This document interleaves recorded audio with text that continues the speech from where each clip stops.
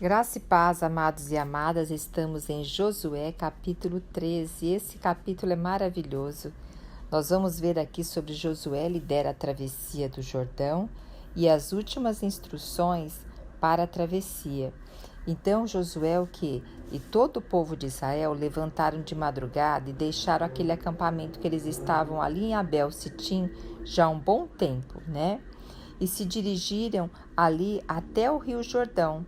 Antes de atravessar o rio, eles acamparam ali.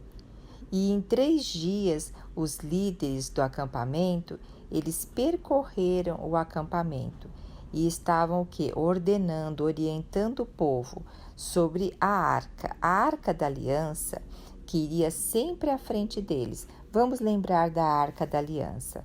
A arca da aliança, ela ficava no local, no tabernáculo, no Santo dos Santos. E ali no Santo dos Santos só poderia entrar quem? O sumo sacerdote. Ali representava a presença do Senhor, o propiciatório. E dentro da arca havia o quê? Havia as tábuas da aliança, a aliança que Deus havia feito pelo povo.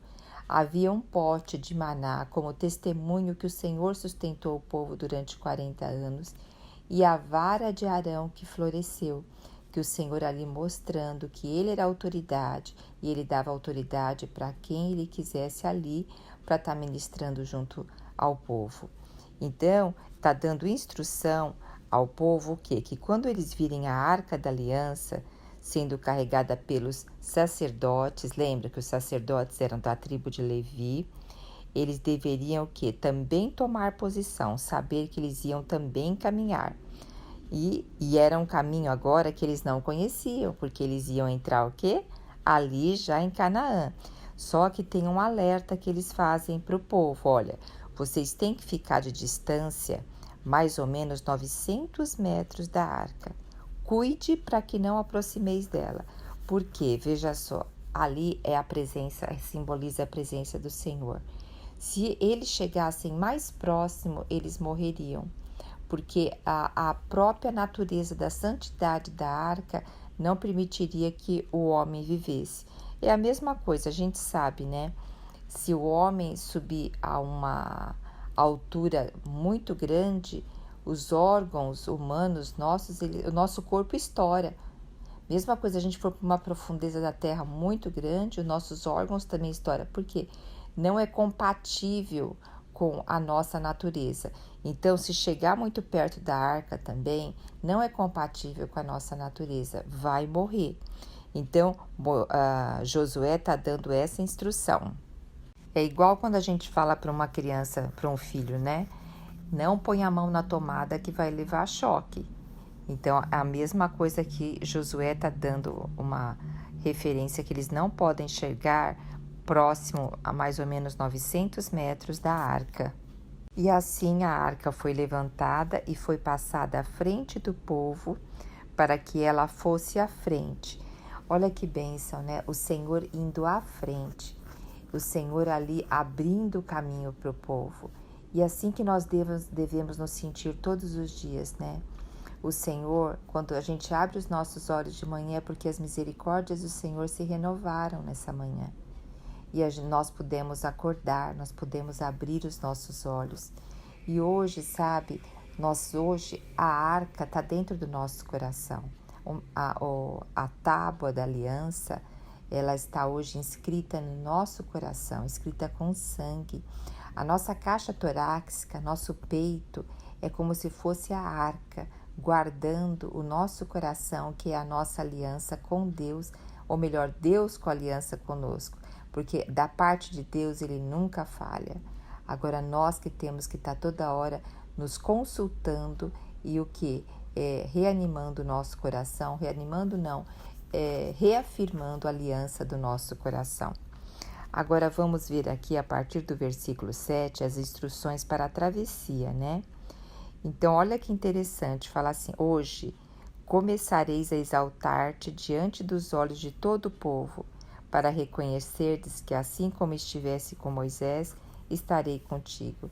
O Senhor está falando assim, agora o povo vai ver que assim como eu estava com Moisés e com vocês, não é porque Moisés faleceu que vocês não estão mais com a minha presença, eu continuo com vocês. Dessa forma, Deus falava com Josué, Josué pedia para o povo se aproximar e Josué falava com o povo. Então, o Senhor está falando assim, olha, quando vocês chegarem à margem do rio Jordão, vocês vão parar ali. E aí Josué o que reuniu o povo e disse, olha, nisto reconheceis que o Deus vivo está no meio de vós, e que certamente vai expulsar da vossa presença os habitantes dessa terra, que são os cananeus, os heveus, os ferezeus, os gergazeus, os amoreus, os jebuseus, os hititas. Então todos esses vão ser expulsos, porque Deus está com vocês, Deus está com eles. Só que agora, para entrar na terra de Canaã, eles têm o que? Um obstáculo. E o obstáculo é o que? O rio Jordão. Lembra que quando eles saíram do Egito, eles tinham que o quê? Passar pelo Mar Vermelho. O Mar Vermelho ali representando o quê? Saindo da escravidão para estar debaixo do Senhor, do senhorio do Senhor. Então, o Mar Vermelho, ele tem mais por linha assim, o batismo, quando eu sou transferido de esfera, saio da esfera do império das trevas e entro no reino do Filho do seu amor. Agora tem um outro rio para eles atravessarem, tem um outro obstáculo.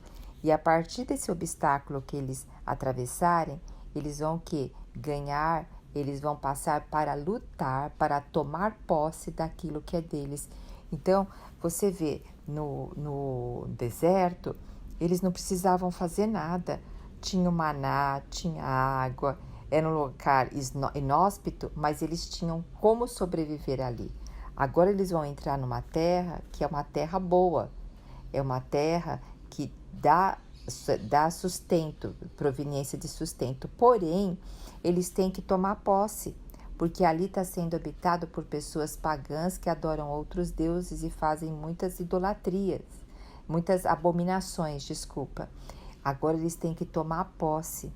Então, olha que interessante, para passar para ir para esse lado, eles têm que atravessar o Rio Jordão.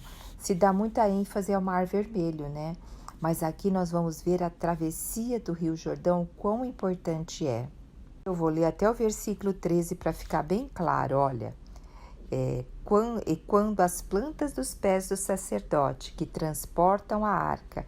deixa eu voltar um pouquinho. Foi dada a orientação que os sacerdotes que transportam a arca, eles deveriam olhar o pé ali no Rio Jordão, e quando eles pousarem os pés nas águas do Jordão, o que ia acontecer? As águas do Jordão serão cortadas e a correnteza será represada, e as águas formarão uma espécie de muralha d'água. Então, os sacerdotes só que iam molhar os pés, e eles estariam transportando a arca. E dessa forma, o Rio Jordão seria as águas represadas e formaria uma muralha. E o povo ia poder atravessar o Jordão a pé seco, e ali os sacerdotes iam ficar à frente do povo. Mas olha que interessante agora.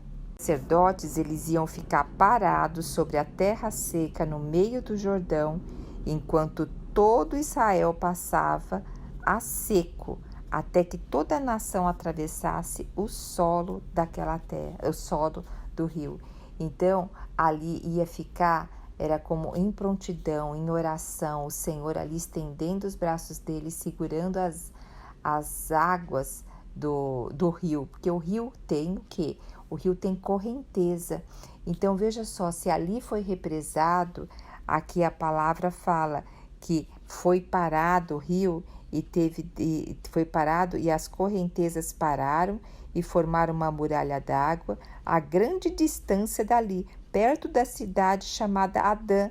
Então, lá em cima começou o quê? As águas também iam ficando parada, e aí as águas que desciam para o Mar da Araba e o Mar Morto escoaram totalmente, porque elas tiveram o quê? Começaram a ficar represadas cheia, começaram a escoar na parte de cima do rio. Então, isso também chamou a atenção, creio, de outros moradores, de uma coisa assim diferente acontecendo. E aqui nós vemos o que? Os sacerdotes ali segurando a arca.